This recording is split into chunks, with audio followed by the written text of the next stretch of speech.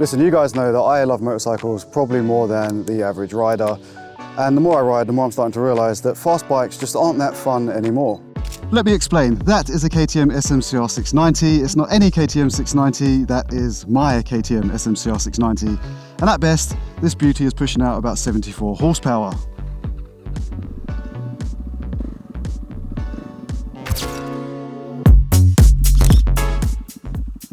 Now I'm going to be perfectly honest.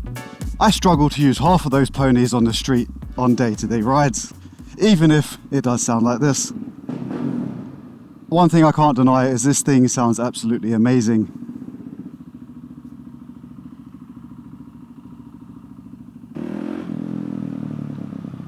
And in light of this topic, why not just ride some realistic city streets? I rarely take you guys around places like this. We're usually on the more country, long, windy roads. But what more do you need? I've ridden so many bikes lately, all the way up into a pretty much 180, 190 horsepower Hayabusa. And it's got me thinking that there's just no real need for these kind of bikes on the street. However, fitting in theme with today's video, as you can see there's a beautiful sky tower right there. Let's run through the heart of Auckland City and on the outskirts, just to make my point more prominent. And I suppose while we're here, let me give you guys the tourist view of the famous Auckland Sky Tower. It's not as big as you might think. In person it's actually quite small.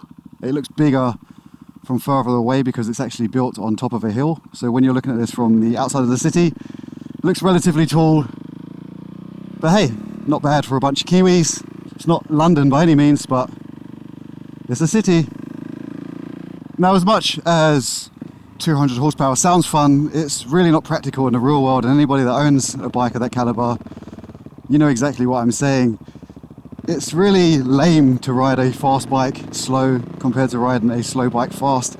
That saying holds so much weight for a reason, and I would take a smaller 400, 500cc bike over most 1000cc's any day, other than the fact that most of them are for bragging rights and 1000cc's do look pretty cool. But in terms of actual real world usage, they make less and less sense as the days go by.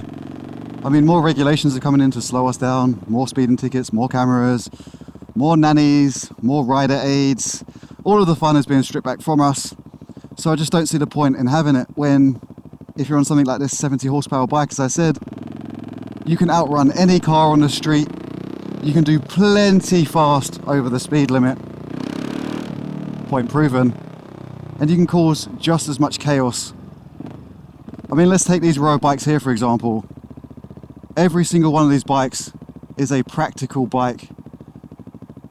Bikes are just getting a little bit more sensible as the days go by, I think. And that is a prime example of your average rider. I think the more days that pass by, the more people are more penny conscious. Fuel prices are through the roof. Insurance is a joke. And bikes in general have jumped up really, really far compared to what they used to be 5-10 years ago. So it's no more a toy for a lot of people, it's more of a luxury item. Whereas if you went back 5-10 years ago, people would buy bikes just because they were fun on the weekends. And I think that says it all. That is the average rider looking for something practical, comfortable, still fast, but also not going to break the bank.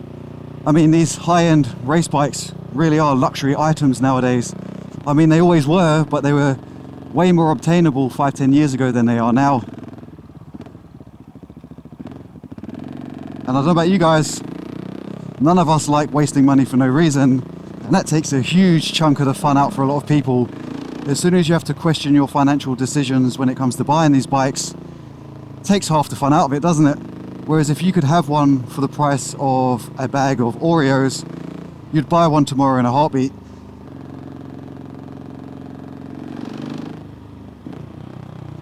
And I think speed kills, not only literally but figuratively. It also kills the fun. And you're probably thinking, what do I mean by that? Well, I mean, having a big fast bike on the street kills the enjoyment of having a big fast bike, because you can't use it. You're just distracting the police most of the time, and if you do go to Twist the Throttle to have some fun, well, you're guaranteed to have a very expensive letter through the post at minimum. And don't get me wrong, I'm fully aware there are a lot of pros to having a big fast bike. You get the comfortability of having an engine that's not really struggling, no matter what situation you pull it in. It's got bragging rights, and they do tend to be a lot smoother overall because they just aren't really needing to be stressed. Just for a quick point of reference, we are passing through the Auckland domain, the Winter Gardens I think they're called. These are huge garden public areas. Over there in the background you can see the Auckland Museum. So we really are slap bang in the heart of the city.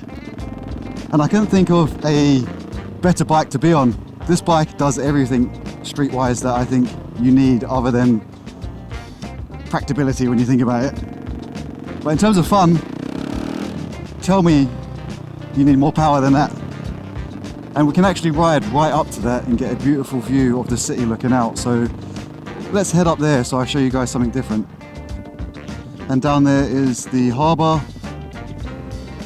And if you do happen to pop to New Zealand for a holiday, I highly recommend coming to this place. You'll get a very good historic story of the indigenous Maori and how New Zealand became to be what it is today. Very fascinating, but not as fascinating as the fact that people are still out there riding 1000cc superbikes on normal roads thinking it looks cool. No, I'm joking. Of course they look cool. There's nothing cooler than a 1000cc superbike, don't get me wrong. I am fully on that page. I'm not arguing for that. I'm just saying they're so impractical. But let me just preference as well that this is just an opinion on my broad spectrum of this topic. There is of course going to be some nuance in certain areas, and of course there's always going to be a time and a place, especially in my heart, for a super fast, overkill, ridiculous bike. We need them. I hope they never stop making them, because with the world being so much more governed than it's ever been before, they are taking the fun out of manufacturers. And now that more people really are leaning towards the sensible bike route, we need you crazy guys out there who are buying these bikes to keep them alive. So if you are someone out there that buys the likes of a Ducati Panigale just for the fun of a Sunday ride, I salute you. We need people like you, and I'm so glad that you can afford to do so. But for the rest of us peasants, it's just not financially viable. And I'm telling you from experience, you'd probably have a lot more fun on something like this than you would on a full-blown superbike. Because this bike has given me far more fun than the likes of an R1, a Hayabusa, a Kawasaki Ninja. I've ridden them all. But because of that, that brings us to 70 odd horsepower that we're on right now, and that is exactly where I think the sweet spot lies for the fun that you can have on the street. Now I know, like once again, as I said, these are just my typical layman opinions, but as someone who's ridden a lot of bikes, you struggle to get as much fun on the street as you do out of something other than the likes of these 70 odd horsepower bikes. There's a reason why MT-07s and the likes are so popular, why people have them as stunt bikes, why people just daily these kind of bikes until their engines pretty much seize up. And it's because they're very hard to sway away from. They do everything right. They have enough power that you're satisfied. They're fast enough. This mid-range 70 horsepower is the sweet spot for the street. You twist the throttle, you feel like you're going hyperspace in between traffic and cars and things like that. On back roads, you can easily do triple digit speeds without trying. And then when it comes to practicability, as I said earlier, fuel costs happen to be quite a bit lower. Registration, insurance and all that. It all argues and leans towards getting something of this size. And now that manufacturers are trickling down their technology from the bigger bikes onto these bikes, giving us all of those mod cons that you usually get the big bikes for, they're starting to make bigger bikes even more obsolete for the everyday rider.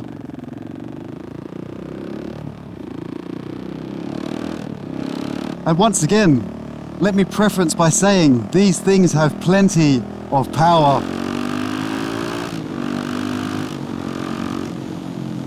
That's me granny shifting, and I make cars go backwards.